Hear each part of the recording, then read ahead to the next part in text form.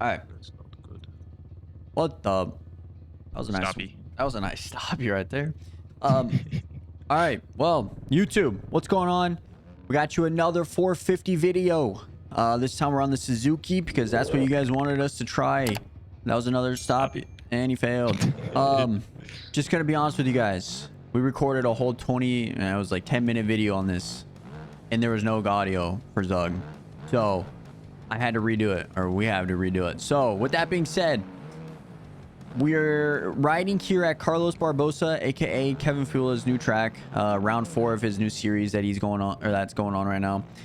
We did a video on this track a long time ago, really long time ago, before we really like oh my lord.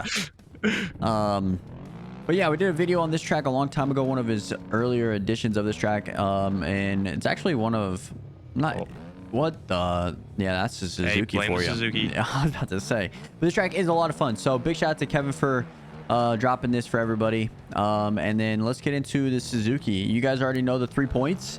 We got power, cornering, and suspension. Let's start off with power. It is not that good. Yeah, I'm just gonna be honest, it's not that good. When you want this thing to like pick up and go, it just doesn't work. I don't know where Zug is. I took a detour in the bushes. Rip. Oh, there he is. Off, not even on the right track. But yeah, it's not even the power's just not there. I don't know what it is. Oh crap. Obviously it's a 450, so there is going to be power. Like it does get up and go since it is a 450, but compared to the Yamaha, compared to the Honda and the Kawasaki, this thing just does not compare.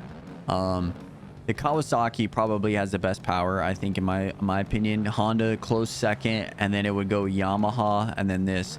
And to be honest, this thing is similar to the Yamaha with the power, I would say. Yeah. Where the Yamaha lacks the Kawasaki pick up and go, it's closer to the Kawasaki than this thing is. This thing just doesn't pick up. Like you want it to go quick, and it's just not there. Especially in higher gears too. Like you have to have your bike like fully revved out in second before shifting up to third to even get like the full potential of third gear, I think. Gotta really ride it out. Yeah. Now that could be how we have it set up, right? Could be how we have it set up. I'm landing on you this time. But yeah, so that would be the power for this. And then if we want to go into the suspension, I think let's talk about the cornering first, because the cornering is actually pretty decent. It doesn't stand up like the Honda. I would say the cornering is actually similar to the Yamaha in that aspect. So I would say this bike is pretty similar to the Yamaha. Yeah, it's light and nimble. Yeah, it doesn't stand up in the corners, which is nice. You can go around the corners pretty easily, but the Honda just stood up. This thing is pretty stable inside a rut.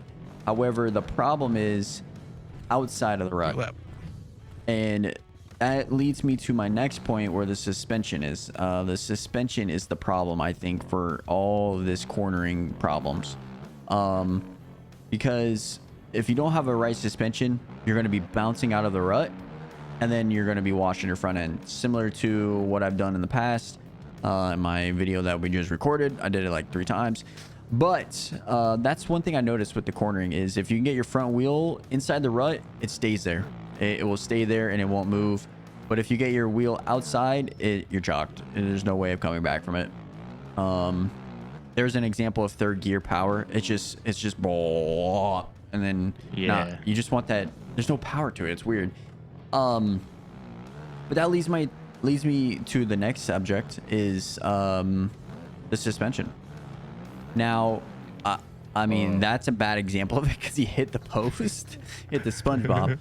But I don't know what it is, but in our last video, we are actually, not our last video, the one we recorded, we had a problem with landing, and when we cased something, it would bounce left or right. Now, I don't know if that's a Suzuki thing or a bike thing or a Paboso thing. It just happened to me. It just, oh, I wish I was looking back to frick. Didn't get that, but Well, with the Kawasaki, the Honda, I would say the Honda is pretty similar to that too in the aspect, but like in the Kawasaki, when you case something, you're just going over the bars. You're going straight over the bars. For this, if you case something, even if you're straight, you're bouncing left or right, which is very odd. I don't know why it would do that. And that could just be the suspension of the Suzuki. Could be a Paboso thing. But I didn't really see it in the aspect of the Kawasaki. It just wasn't there. And I just overshot that.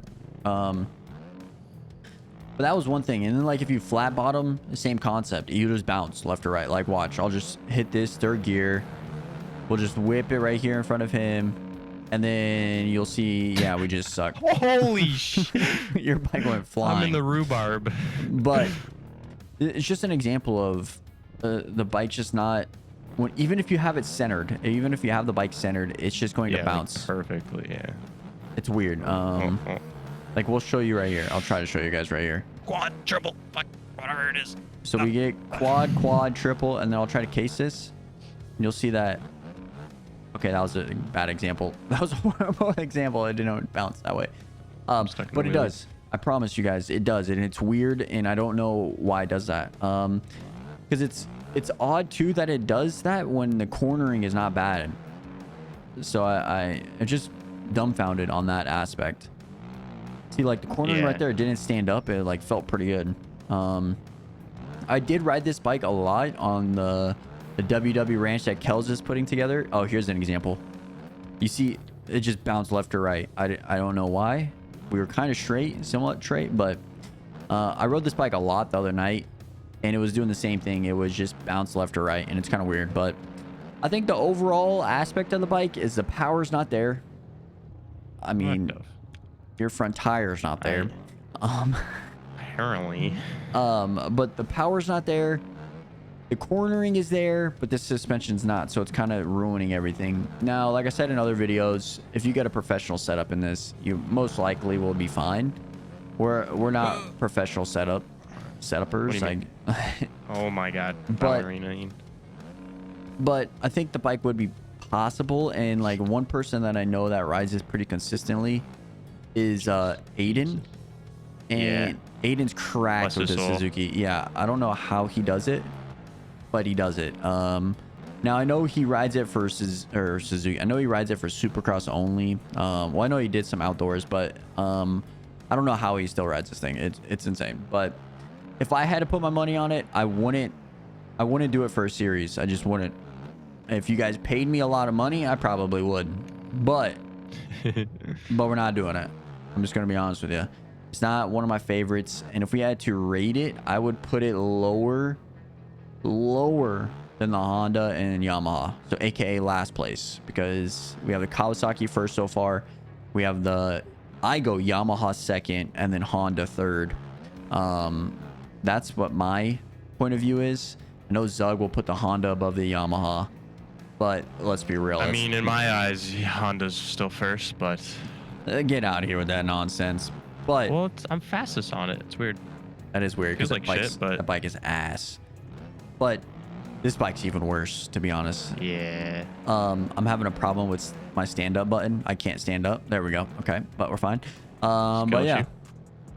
With that being said, this is our second rendition of this. I hope you guys enjoyed it. I'll do another poll of which bike we want to do next. I know we only have like 4 options left, so it should be interesting. I'm really excited to see how the TM does compared to, say, the Husky, gas and KTM. So I'm really excited to see that, which ones you guys want us to try next, and go from there. We are thinking about doing this for the 250s as well, so be on the lookout for that. And we have another idea in the works as well, so hope you guys enjoy this, that. But yeah, hope you guys enjoyed this video. Let me know what you guys think about the Suzuki in the comments below. If I had to rate it, I'd give it a 3-star out of 10. I'm just gonna be honest.